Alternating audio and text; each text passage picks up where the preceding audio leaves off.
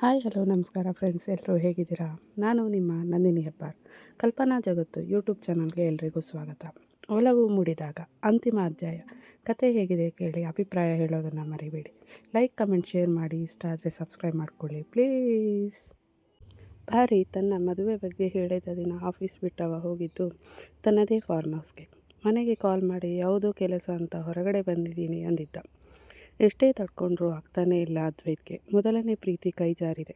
ಮೊದಲನೇ ಬಾರಿಗೆ ತಾನಿಷ್ಟಪಟ್ಟಿದ್ದು ಕಳೆದು ಹೋಗಿದೆ. ಮೊದಲನೇ ಬಾರಿಗೆ ಜೀವನದಲ್ಲಿ ಸೋಲು ಸಿಕ್ಕಿದೆ. ದುಃಖ, ಹತಾಶೆ, ನೋವು, ಕೋಪ ಎಲ್ಲ ಒಂದೇ ಬಾರಿಗೆ ಮನದಲ್ಲಿ ಮೂಡಿದೆ. ಹಂತ ಹಂತವಾಗಿ ಜಾಸ್ತಿನೇ ಆಗ್ತಾ ಇದೆ. ಯಾರ ಮೇಲೆ ಕೋಪ? ತನ್ನ ತಿರಸ್ಕಾರ ಮಾಡಿದವಳ ಮೇಲ? ಕಣ್ಮುಚ್ಚಿದವನ ಕಣ್ಮುಂದೆ ಅವಳದೇ ಮುಕ್ತ ನಗುಮುಖ ಬಂದಿದ್ದೆ ಮುಖದಲ್ಲಿ ನಗು ಅರಳಿತು. ಆಗ್ತಿಲ್ಲ ಅವಳು ಇಲ್ಲದೆ ಬದುಕೋಕೆ. ಅವಳು ಪ್ರೀತಿ ಮಾಡ್ತಿದ್ದೀನಿ ಅಂದಿದ್ರೆ ಸಾಕಿತ್ತು. ಎಷ್ಟೇ ಕಷ್ಟ ಆದರೂ ಎಲ್ಲರ ಒಪ್ಪಿಸ್ತಾ ಇದ್ದ. ಆದರೆ ಈಗ ಅವಳೇ ನಾನು ಇನ್ಯಾರನ್ನೂ ಇಷ್ಟಪಡ್ತಿದ್ದೀನಿ ಅಂದಾಗ ಏನು ತಾನೇ ಮಾಡೋಕ್ಕೆ ಆಗುತ್ತೆ? ಅವಳಿರದ ಜೀವನ ಬೇಡ ಅನ್ನೋಷ್ಟು ಜಿಗುಪ್ಸೆ. ತಕ್ಷಣವೇ ಕಣ್ಮುಂದೆ ಅಪ್ಪ ಅಮ್ಮ ಬಂದರು. ಅವಳಿಲ್ಲ ಅಂದ್ರೇನು, ಅಪ್ಪ ಅಮ್ಮ ಇದ್ದಾರೆ, ಅವರಿಗೋಸ್ಕರ ಬದುಕ್ತೀನಿ ಅಂದುಕೊಂಡ. ಇಷ್ಟಾಗುವಾಗ 2 ದಿನ ಕಳೆದಿತ್ತು. ತಡ ಮಾಡದೆ ಹೊರಟ. ಮನದಲ್ಲಿ ಇದ್ದ ದುಗುಡವ ಕಷ್ಟಪಟ್ಟು ಅಡಗಿಸಿದ. ನಗುಮುಖ ಮಾತ್ರ ಕಣ್ಣೆದುರಿಗೆ ಕಾಣುವಂತೆ.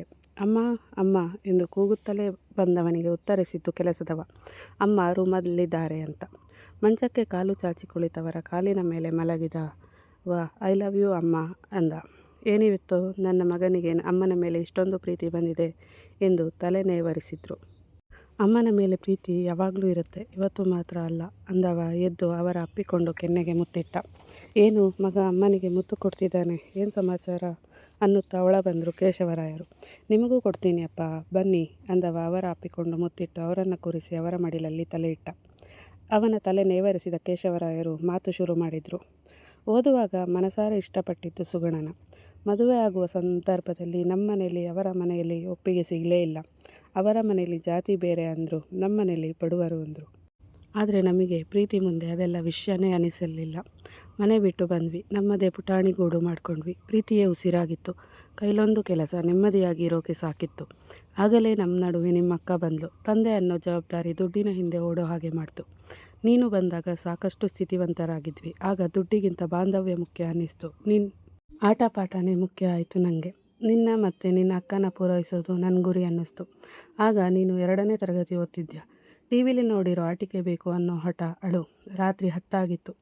ಆದರೂ ಕೂಡ ನಿನ್ನ ಖುಷಿ ಮುಂದೆ ನನಗೆ ಬೇರೆ ಏನೂ ಬೇಕಿರಲಿಲ್ಲ. ಆಗಲೇ ಕರ್ಕೊಂಡು ಹೋಗಿ ಅಂಗಡಿ ಬಾಗಿಲು ತೆರೆಸಿ ಆಟಿಕೆ ಕೊಡಿಸಿದ್ದೆ. ನೀನು 10ನೇ ತರಗತಿ ಸ್ಕೂಲ್ ಡೇಗೆ ಹೊಸ ಬಟ್ಟೆ ಬೇಕು, ಅದು ಬ್ರಾಡ್ ಬಟ್ಟೆ ಅಂದ್ಯ.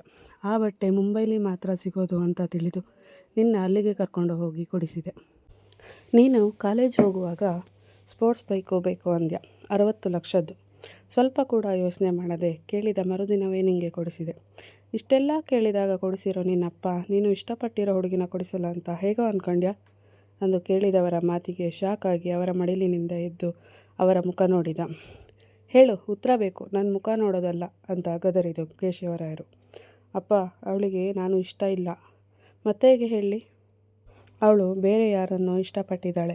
ಅವಳು ಇಲ್ಲದ ಜೀವನ ಬೇಡ ಅನ್ನಿಸಿ ಎಲ್ಲ ಬಿಟ್ಟು ಹೋದೆ. ಆದರೆ ನಿಮ್ಮ ಮತ್ತು ಅಮ್ಮನ ನೆನಪಾಗಿ ವಾಪಸ್ ಬಂದೆ ಅಂದು ಅಳೋಕೆ ಶುರು ಮಾಡಿದ ಅದ್ವೈತ್. ತಗೋ ಓದು ಅಂದು ಡೈರಿಯೊಂದನ್ನು ಅವನ ಕೈಗೆ ಕೊಟ್ಟರು ಕೇಶವರಾಯರು. ಓದಿದವನ ಕಣ್ಣು ಕಾಸಗಲ ಆಗಿತ್ತು. ಅದ್ವೈತ್ ಮೇಲಿನ ತನ್ನ ಪ್ರೀತಿಯ ಸಂಪೂರ್ಣ ತೆರೆದಿಟ್ಟಿದ್ಲು ಪಾರಿ ಅದರಲ್ಲಿ. ಅಪ್ಪ, ಇಷ್ಟೊಂದು ಇಷ್ಟಪಟ್ಟವಳು ನನ್ನ ಬಿಟ್ಟೋಗಿದ್ದು ಯಾಕೆ? ಬೇರೆಯವರನ್ನು ಮದುವೆ ಆಗೋಕ್ಕೆ ಒಪ್ಪಿದ್ದು ಯಾಕೆ? ಪ್ರಶ್ನೆ ಕೇಳಿದ ಅದ್ವೈತ್. ಆಫೀಸ್ನಲ್ಲಿ ರಿಸೆಪ್ಷನಿಸ್ಟ್ ಮತ್ತು ಕೊಲೀಗ್ ಮಾತಾಡಿದ್ದನ್ನು ಮ್ಯಾನೇಜರ್ ಕೇಳಿಸ್ಕೊಂಡು ಅದನ್ನು ಕೇಶವರಾಯರಿಗೆ ಹೇಳಿದರು. ಅದನ್ನೇ ಈಗ ಅದ್ವೈತ್ಗೆ ಹೇಳಿದರು. ಅಪ್ಪ, ಅದಕ್ಕೆ ನನ್ನ ದೂರ ಮಾಡೋದು ಎಷ್ಟು ಸರಿ? ನನಗೆ ಹೇಳಿದರೆ ನಾನೇ ಏನಾದರೂ ಮಾಡ್ತಿದ್ದೆ ಅಲ್ವಾ ಅಂದು ದೂರಿದ ಮಗುವಿನಂತೆ. ಅದು ನೀನು ಅವಳನ್ನೇ ಕೇಳಬೇಕು. ಸರಿ, ಈಗ ಅವಳು ಮದುವೆಗೆ ಒಪ್ಪಿದ್ದು ಯಾಕೆ? ಅವಳನ್ನು ಮದುವೆ ಆಗ್ತಿರೋದು ಯಾರು? ಮೊದಲು ಹೋಗಿ ಅವನ ಹತ್ರ ಮದುವೆ ಆಗಬೇಡ ಅನ್ಬೇಕು ಅಂದ ಅದ್ವೈತ್.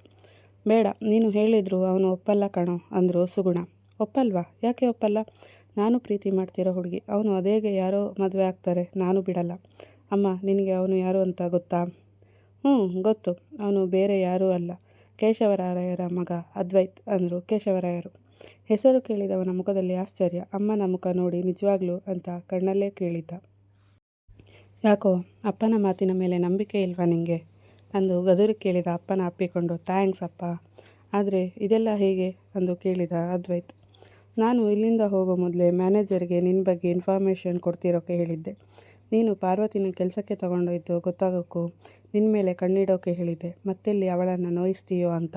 ಆದರೆ 4 ದಿನಕ್ಕೆ ನೀನು ಅವಳಿಗೆ ಸೋತಿದೀಯ ಅನ್ನೋದು ಗೊತ್ತಾಗಿ ಖುಷಿಯಾಗಿತ್ತು. ಆ ಮಗುನ ನೋಡಿದ ಮೊದಲ ದಿನವೇ ಇಷ್ಟ ಆಗಿದ್ಲು. ಆದರೆ ನೀನು ಅವಳ ಜೊತೆ ನಡ್ಕೊಂಡಿರೋ ರೀತಿ ಕೋಪ ತರಿಸಿತ್ತು.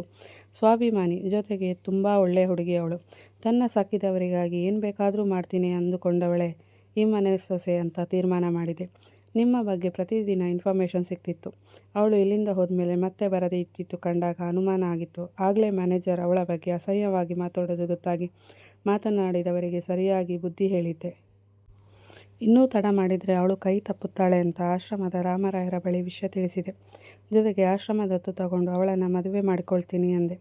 ರಾಮರಾಯರು ವಿಷಯ ಹೇಳಿದಾಗ ಆಶ್ರಮದ ಮಕ್ಕಳಿಗಾಗಿ ಹಿಂದೂ ಮುಂದೂ ಯೋಚಿಸದೆ ಮದುವೆಗೆ ಒಪ್ಪಿದ್ಲು. ಎಲ್ಲಿವರೆಗೆ ಅಂದರೆ ಹುಡುಗನ ಬಗ್ಗೆ ಒಂದು ಮಾತು ವಿಚಾರಿಸಿಲ್ಲ. ಹುಡುಗನ ಹೆಸರು ಕೂಡ ಗೊತ್ತಿಲ್ಲ ಅವಳಿಗೆ. ತನ್ನ ಜೀವನ ಸರಿಯಾಗಿದ್ದರೆ ಸಾಕು ಅನ್ನೋರೇ ತುಂಬಿರೋ ಈ ಪ್ರಪಂಚದಲ್ಲಿ ತನಗೆ ಸಂಬಂಧ ಪಡೆದಿರೋ ಬಗ್ಗೆ ಯೋಚನೆ ಮಾಡಿ ತನ್ನ ಜೀವನನೇ ಬಲಿ ಕೊಡೋಕೆ ಸಿದ್ಧ ಆದವಳು ನನ್ನ ದೃಷ್ಟಿಯಲ್ಲಿ ತುಂಬ ಎತ್ತರಕ್ಕೆ ಹೋದ್ಲು. ಅವಳಿಗೆ ಮದುವೆ ಅಂತ ಗೊತ್ತಾಗಿ ನನ್ನ ಮಗ ಏನು ಮಾಡ್ತಾನೆ ನೋಡೋಣ ಅಂತ ಕಾಯ್ತಿದ್ರೆ ಅವನು ಹೇಡಿ ಥರ ಹೋಗಿ ಫಾರ್ಮ್ ಹೌಸ್ಲಿ ಅಳ್ತಾ ಕೂತಿದ್ದಾನೆ. ಏನು ಮಾಡೋದು ಅಂದರು ನಾಟಕೀಯವಾಗಿ.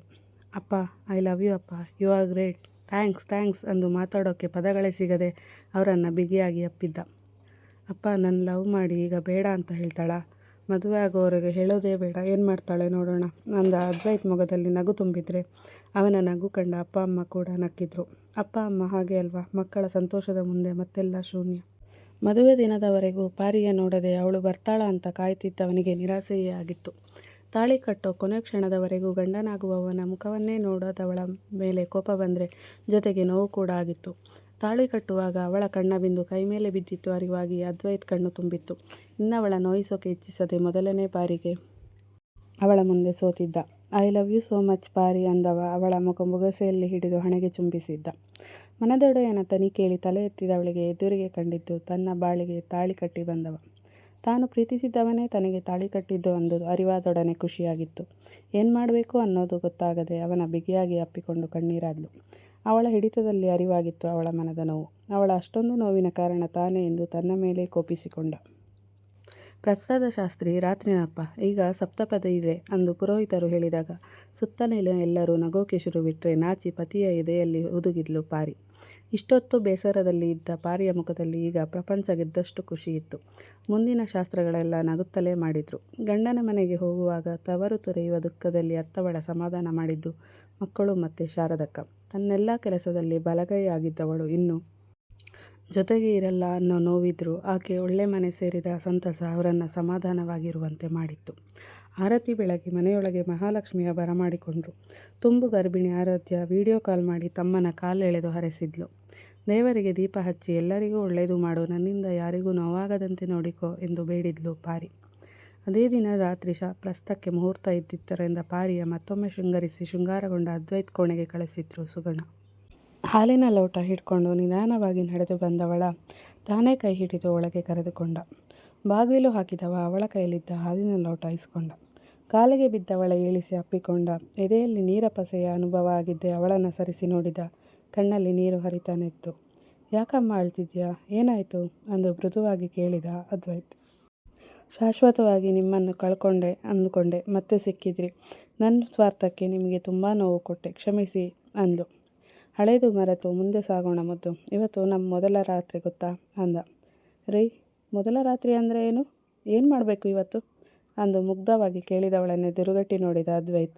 ನಿನ್ನ ಆವತ್ತು ಹೀಗೆ ಮಾಡಿ ನನ್ನ ಕಾಡಿದ್ಯಲ್ವಾ, ಇರಲಿ ಇವತ್ತು ನಾನೇ ಹೇಳ್ಕೊಡ್ತೀನಿ ಬಾ ಅಂದು ಹಾಲಿನ ಲೋಟ ತಾನು ಕುಡಿದು ಕೊಂಚ ಉಳಿಸಿ ಅವಳಿಗೂ ಕೊಟ್ಟಿದ್ದ.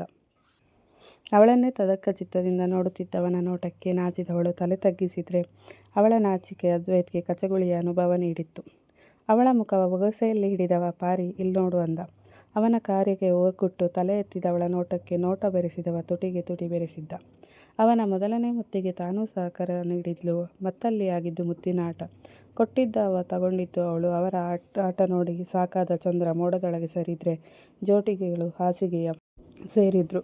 ಮೂಡಿದ ಒಲವನ್ನು ಹೇಳದೆ ದೂರಾದ ಜೋಡಿ ಕೊನೆಗೂ ಒಂದಾಗಿತ್ತು. ಧನ್ಯವಾದಗಳು. ಮುಗೀತು. ಕತೆ ಹೇಗಿತ್ತು ಹೇಳಿ. ಕಡೆಯ ಅಧ್ಯಾಯ ಇಷ್ಟ ಆಯಿತಾ?